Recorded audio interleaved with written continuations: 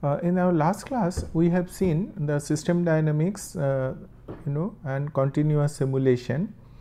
Today, we continue with our system dynamics discussions. So, earlier we have seen that we have the causal variables, and here is a good example that is taken from the business dynamics book. You can say a detailed example of how things can happen. Let us say a project management situation. See, in a project management situation, what really happens is that there is something called schedule pressure. And why schedule pressure comes in? Because the time remaining is less. So, more time remaining, less schedule pressure, but less time remaining, more schedule pressure. That is why is the minus. Now, you see different loops can come in. So, when you have a schedule pressure in a project, what you do? Maybe you will go for overtime. That is what is called by Starman as you are burning midnight oil. So, you go for overtime, complete work faster, your work remaining reduces and your schedule pressure reduces, right. So, you burn the midnight oil. But while you burn midnight oil, there could be some people who can have fatigue after a time, right. That will reduce the productivity and that will reduce the completion rate, is all right, and then effect on schedule pressure and all that. So, that loop is called the burnout loop. So, the person goes out of the system and cannot contribute much. So, that is the burnout. Sometimes what happens, as you have schedule pressure, you give less time per task and that reduces your productivity. Why? That is called corner cutting. So, in other words, less time per task, more is the productivity. You do more work. As you do more work, obviously schedule pressure will reduce. So, you go for corner cutting. But if you go for corner cutting, then you will make errors. And as you make errors, your productivity will reduce. Please remember, in project situation, the errors could be very costly. When you make a mistake, that mistake not only affect your current work, but it might affect all your future work as well. Is all right. So, particularly in the software situation, it may not be discovered, and when it is discovered late, it may lead to a lot of rework.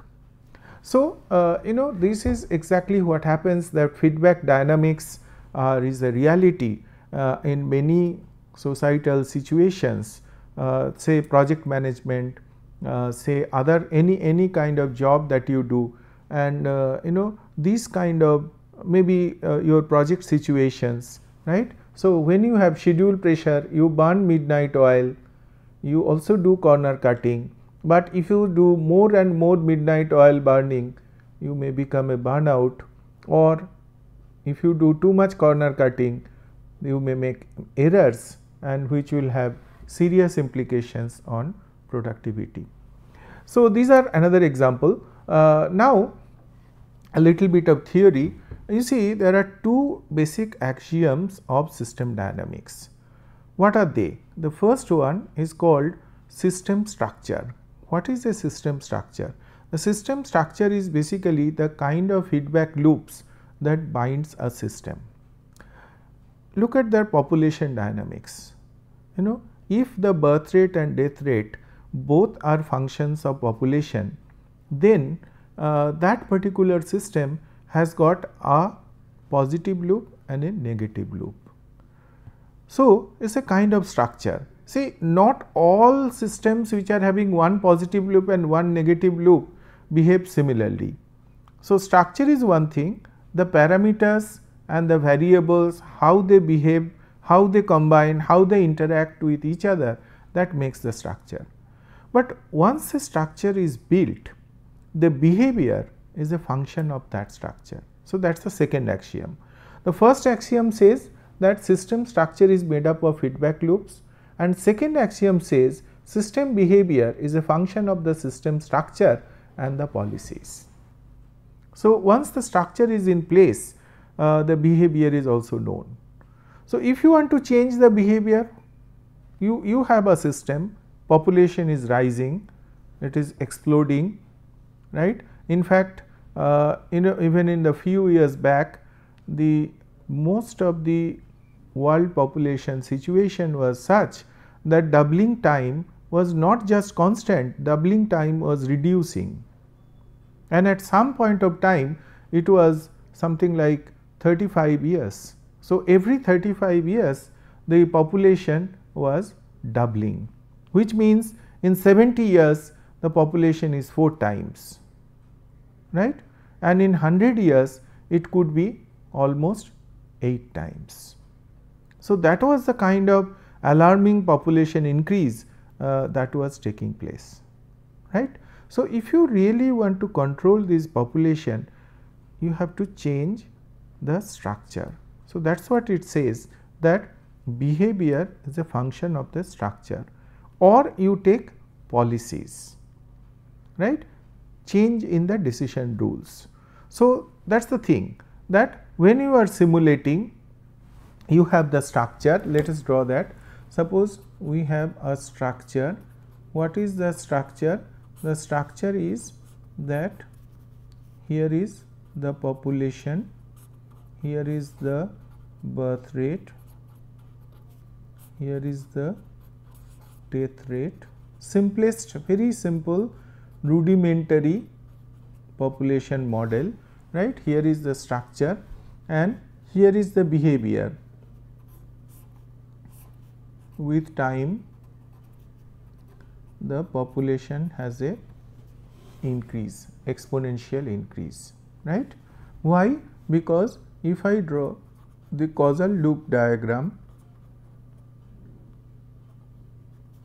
then we have the birth rate and the death rate,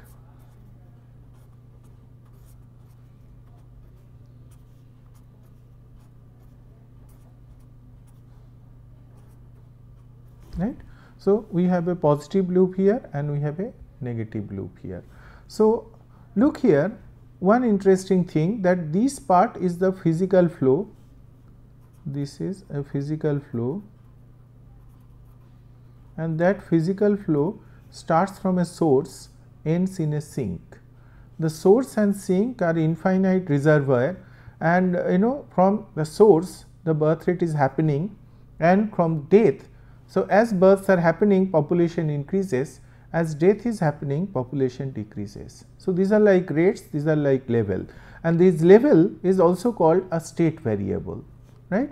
Whereas, in the this is called a flow diagram, is a flow diagram, and this one is called a causal loop diagram. So, we have a flow diagram and we have a causal loop diagram.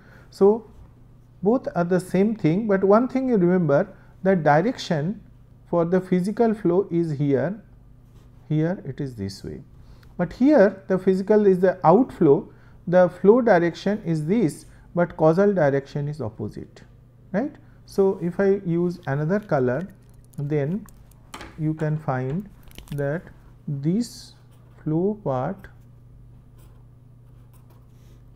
this is the red and this is the red. So, they are corresponding. How they are corresponding? So, this portion and this portion corresponding to this portion and this portion. So, this is the inflow, this is the outflow.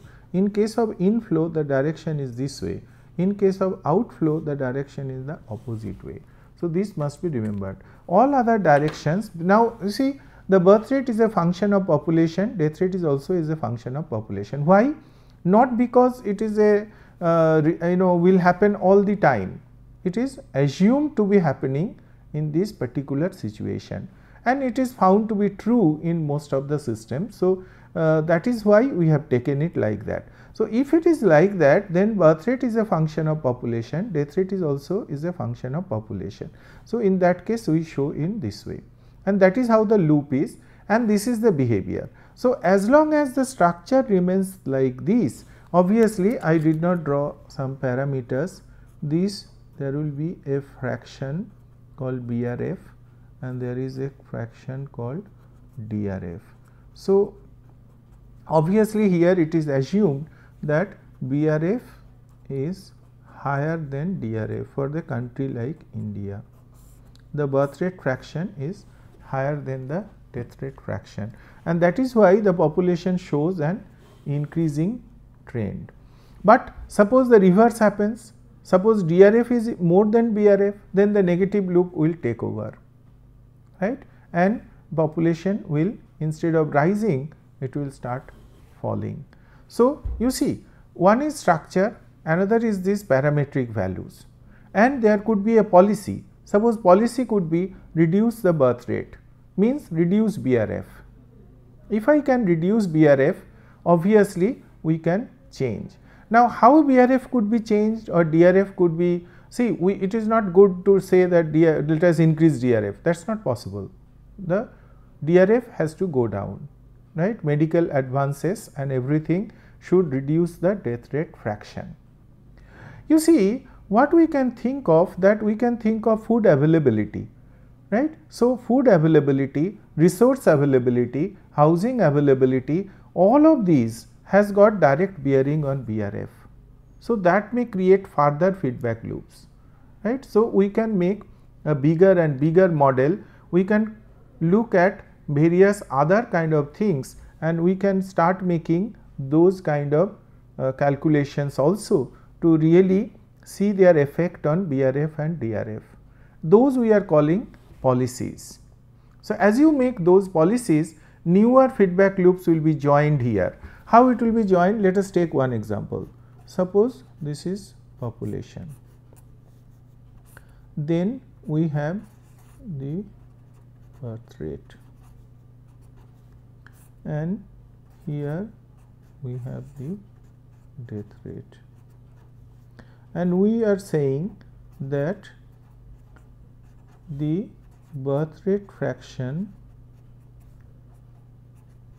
and death rate fraction, obviously they are not, may not be constant anymore, DRF,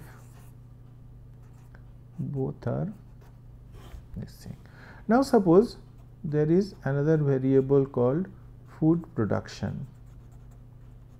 For the time being, let us assume it to be a constant. So, food per person, this is another variable, and which will be because it is per person, so it is dependent on both population and the food production.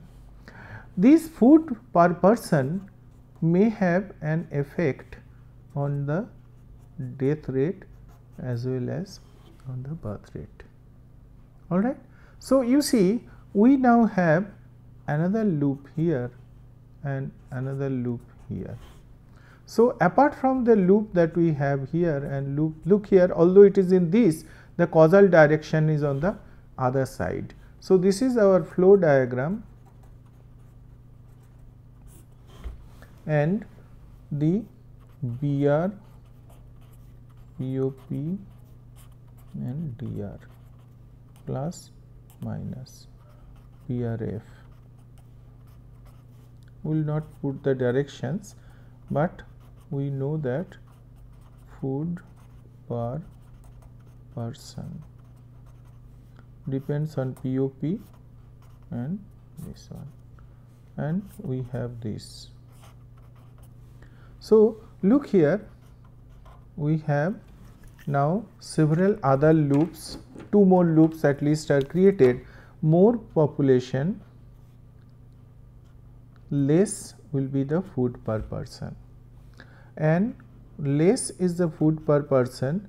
Let us assume that more population, less is the food per person, and more food per person, more birth rate, more birth rate, more births. So, you see, apart from this is a plus loop, but this one will be a negative loop. So, we have, and more food per person, less will be death rate. and more death rate, more death. So, you see this side also minus, minus, minus, there are 3 minus. So, odd number of minus sign makes a negative loop. So, here also we have a negative loop, and we have a negative loop here anyway, we have discussed. So, you see we have only one positive loop and 3 negative loops. So, moment you make that food per person concern, and if we make that if the food per person reduces, it will have an effect on the birth rate, is it all right? That will make a bigger analysis, and we can see that when the structure is in that way, that means as long as the food per person is not a concern, enough food is available, right, then the population increases in an exponential manner. But moment that food comes into the consideration, maybe for a rat population, you will find it will have an effect on the population. It may not grow exponentially anymore. So, such kind of analysis can actually be obtained, and we can, here we have just did a qualitative analysis, but in reality we can actually analyze how structure, policies and behavior are interacting, and we can look at the complex structure of feedback and time delays and use computer simulation, right. There are several software that are available like Stella, like I think, like PowerSim. So, all these software they can help us in doing what is known as the simulation, computer simulation, and generate behavior with time. So, let us look at one more example. The production process of a plant uses a certain raw material. Exogenous influence determines the usage rate of this material. To ensure continuous production, the company keeps an inventory of the raw material. A supply delay of 5 months occurs between the ordering of additional raw material and its arrival. In an attempt to guard against inventory shortages, the management has decided to employ the formal policy of ordering exactly the amount of material consumed, that is order rate equal to usage rate. Assume the exogenously determined usage rate increases linearly with time. So, what happens? There is a usage rate of a particular item, and as you use, the inventory or the stores goes down. So, what you do? Exactly the amount you use, the same amount you order. But as you order, the material does not come immediately, it comes after some time. So, it remains in transit and then the material comes after some time. So, a delay process is involved, right. So, how do you go ahead with this kind of situation? So, let us look at the flow diagram. The flow diagram will be like this, that you see we have an order rate. As you order, the material comes, there is an incoming rate, that is a delay, there is a supply delay. So, incoming rate will be a function of material arriving and the supply delay. Material arriving is like that amount which is in transit, is it not? So, this is a state variable or a level variable, whereas the inventory is the material, that is the store. So, material that is incoming to the store, it will go into the store, and then finally as you use, the inventory material will reduce, and then order rate is taken as a function of usage rate. So, this is our flow diagram. Let us look at the causal diagram. The causal diagram will show, as you order, the material arrives. As you material arrives, the in rate will be, that is the physical flow, in rate will be sorry, that is not the physical flow. You see there are two equations. One is that material arriving and incoming rate is an outflow of the material arriving. It is not incoming rate for material arriving, it is the incoming rate for stores, is it okay? This is like material shipment rate you can call. So, this is the outflow. So, the causal direction will be negative. So, this is the physical flow part. So, as the material is incoming, the material arriving reduces. In simple terms, more material comes to store, less will be the material in transit. But more material in transit, more will be incoming rate, because there is a supply delay, that delay will be taken also. So, here the other way round is more material arriving, more will be in rate, and more in rate, more inventory, more usage rate, less inventory, and the policy says the ordering rate is exactly same as usage rate, right, and the supply delay also affects in rate. So, that will be calling our causal loop diagram, and there is a negative feedback loop here, that is the system. Then let us look at some equations. So, these are the system dynamics equations that you have. Inventory T plus dt, as I told, is inventory T plus incoming rate minus usage rate multiplied by dt, because inventory, in rate and usage rate, and inventory initial 100, incoming rate, materials arriving rate by supply delay, outflow rate, usage rate is taken as some functions, right, 20 plus time star 1, it is an increasing function. The material arriving T plus dt is the other, what is known as the level variable, material arriving T plus order rate minus incoming rate my dt, material arriving initial is 100 and order rate equal to usage rate, that is the inflow, and incoming rate is material arriving by supply delay, already given. So, this is the inflows for inventory, and this is the outflow for material arriving. The same equation is given twice, supply delay equal to 5. So, starting with a non-zero inventory, how will the formal policy work out when faced with growth in usage? See, what is the policy? Incoming rate equal to usage rate. So, inventory exponentially decays in time. Why? That is very interesting. As usage rate grows continuously, order rate also increases similarly. But incoming rate is delayed by 5 months, and hence it is always lower than the order rate, and hence the usage rate. So, therefore, inventory continues to decay. So, look here what is happening. Look at this diagram. You see, as you order, after some time incoming material comes. As the incoming material increases store, usage rate decreases store. Initially, assume all are equal, alright, and then usage rate increases.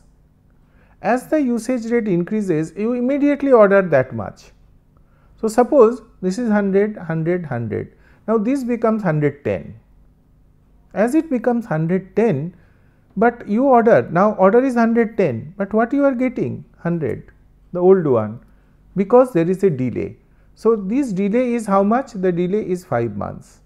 So, till 5 months you will get the old rate, that is 100. So, incoming 100, outgoing 110. So, there will be a gap of 10, and by that amount the stores are going to be reduced, right. So, look at the plot. So, as the usage rate increases, this is 3 is usage rate, 2 is also order rate, this is the plot, this is the plot. This plot says that both usage rate and order rate increases. But what happens to the incoming rate? Incoming rate also increases, but there is a gap, and therefore, inventory will keep on falling. So, that is the system dynamics equation. Alright. So, what we have found is that in this particular model, the behavior really changes based on the certain incoming condition, and that condition was that in this particular model, as since there is a delay involved, and if the ordering, how much you order, if it is simply the usage rate, then after some time the system or the stores actually goes to 0, and as the store goes to 0, you cannot use any more. So, what you should do? The essential idea therefore is that you should order more. Not only that, the order should look into how much to order, you should look into the inventory and not usage rate alone, right. Or in other words, your ordering policy should be not only a function of usage rate, but it should also be a function of inventory, right. Maybe inventory gap. When you do that, only then you can have a balanced inventory situations. Now, here you can see some of the important plots about basic system behavior. So, what are those basic system behavior? We can have an exponential growth, we can have an S-shaped growth, we can have a goal seeking model, we can have an S-shaped growth with overshoot, we can have an oscillatory model, and we can have an overshoot and collapse model, right. So, look at it more carefully. This is the model which is called the so called positive feedback loop behavior, right. That is when, like in population where birth rate is more than death rate. So, your behavior will be continually rising. This is the negative loop behavior. So, if there is a controller, then it will try to keep that variable to a goal seeking model. But for sometimes the controller may be there, but it may oscillate around a certain frequency.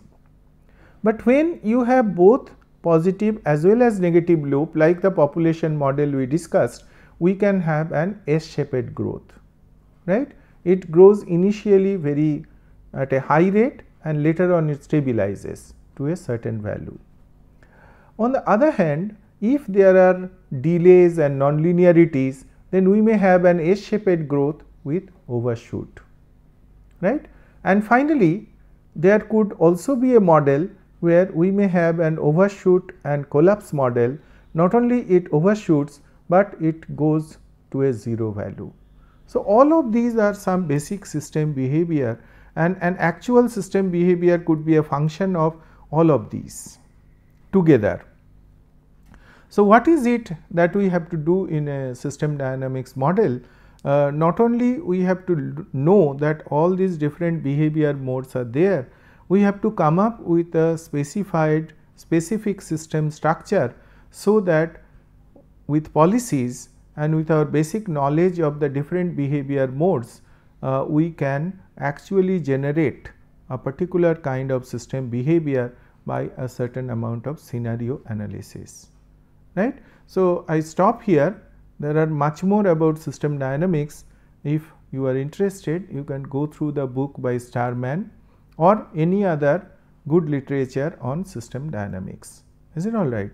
Lot of material is also available on the internet in MIT site. So, thank you very much.